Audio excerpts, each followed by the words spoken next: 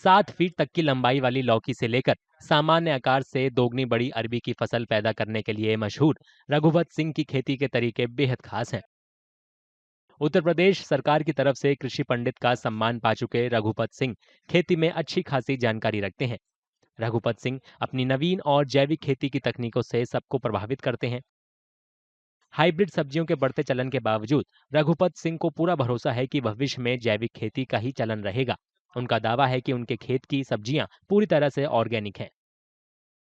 और जैविक खेती में यह है कि जब विभिन्न तरह की खेतियां करके उसका ये देखा जाता है कि मानव शरीर पर इसका क्या प्रभाव पड़ता है।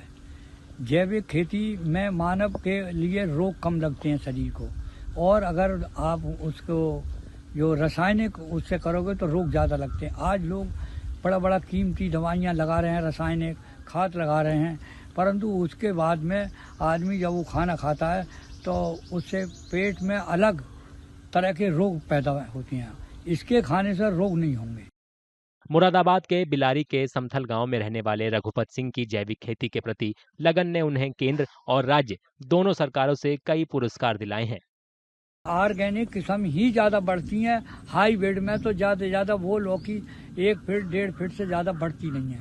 कृषि पंडित की उपाधि से आपको नवाजा गया, उसके बाद आपको कितने और अवार्ड मिल चुके? उसके अलावा मुझे अब तक 33 मिले हैं। 32 कृषि पंडित के अलावा सबसे पहला वही था कृषि पंडित का।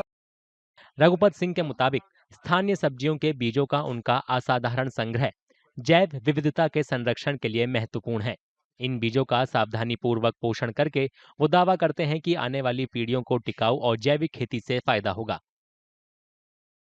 अमर उजाला जीवांजलि के सारथी की मदद लें और महाकुंभ में स्नान जरूर करें।